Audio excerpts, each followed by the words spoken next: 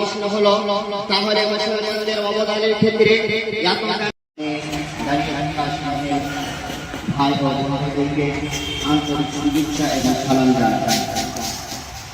আমি আজকে আপনাদের সামনে যে গুরুত্বপূর্ণ বিষয়টি নিয়ে কথা বলব তা হলো ভারত শাসনে মুসলমানদের অবদান।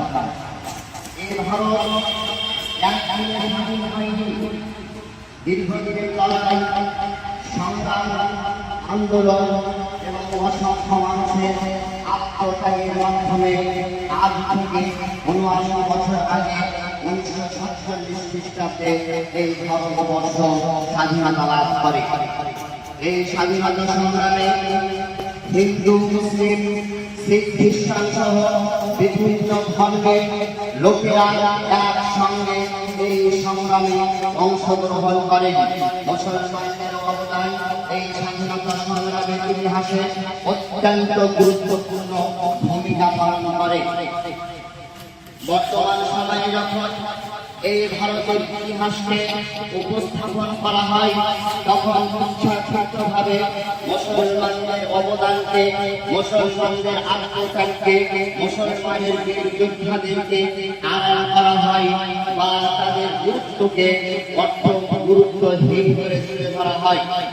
আমি স্পষ্টভাবে বলতে চাই, আমরা স্বাধীনতা সংগ্রামী বীরতা ওয়াজপেয়ীকে অস্বীকার করছি না, আমরা মহাত্মা গান্ধীকে অস্বীকার করছি না, আমরা ক্ষুদিরাম বসুকে অস্বীকার করছি না, আমরা ক্ষুদিরাম বসুকে অস্বীকার করছি না।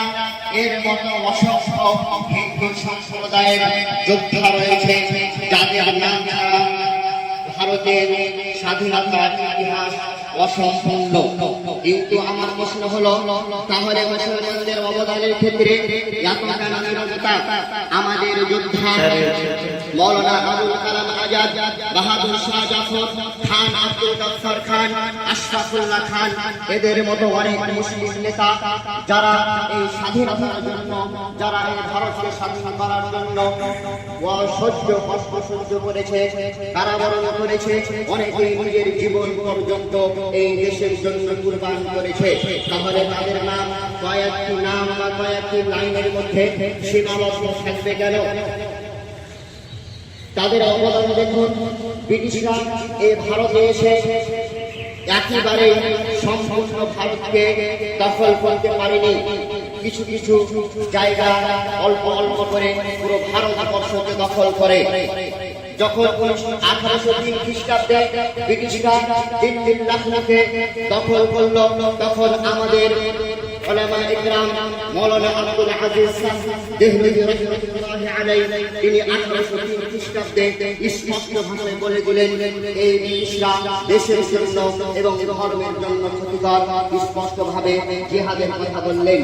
এরপরে আবার 1857 খ্রিস্টাব্দে আমাদের উলামা ইকরাম, আমাদের পূর্ববর্তী যারা যোদ্ধা সংগ্রামী মৌলানা ফজলুল হক তিনি সহ অনেক উলামা ইকরাম ব্রিটিশদের বিরোধিতা, ব্রিটিশদের বিরুদ্ধে এবং প্রতিরোধে সমর্থন করে এবং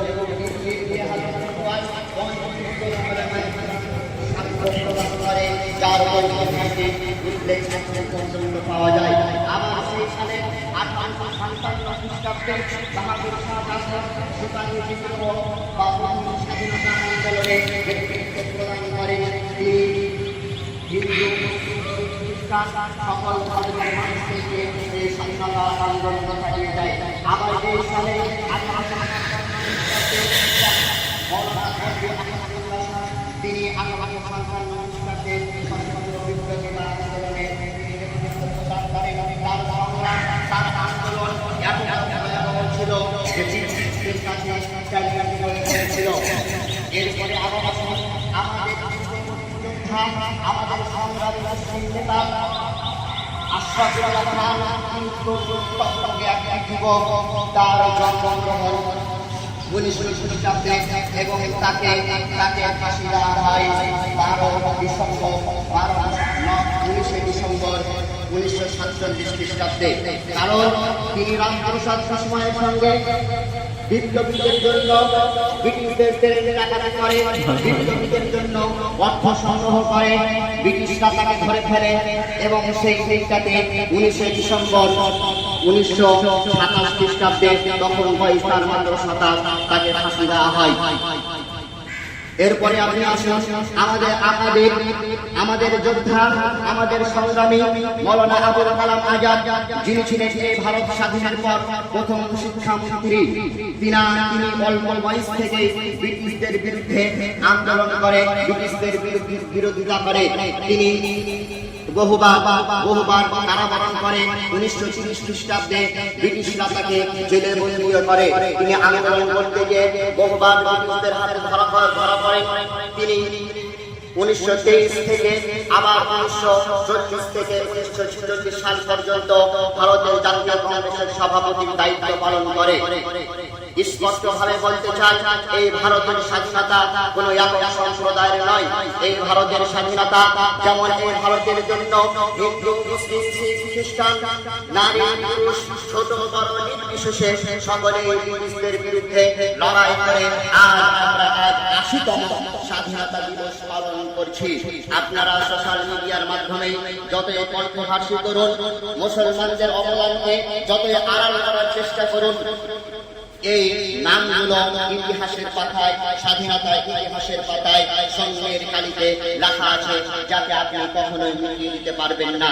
তাই তো আমরা বলি, সারে জাহাঁ সে আচ্ছা হিন্দুস্তান হামারা হামারা, সারে জাহাঁ সে আচ্ছা। জয় হিন্দ, জয় ভারত। সকলকে ধন্যবাদ। আসসালামু আলাইকুম ওয়া রাহমাতুল্লাহি ওয়া বারাকাতুহু।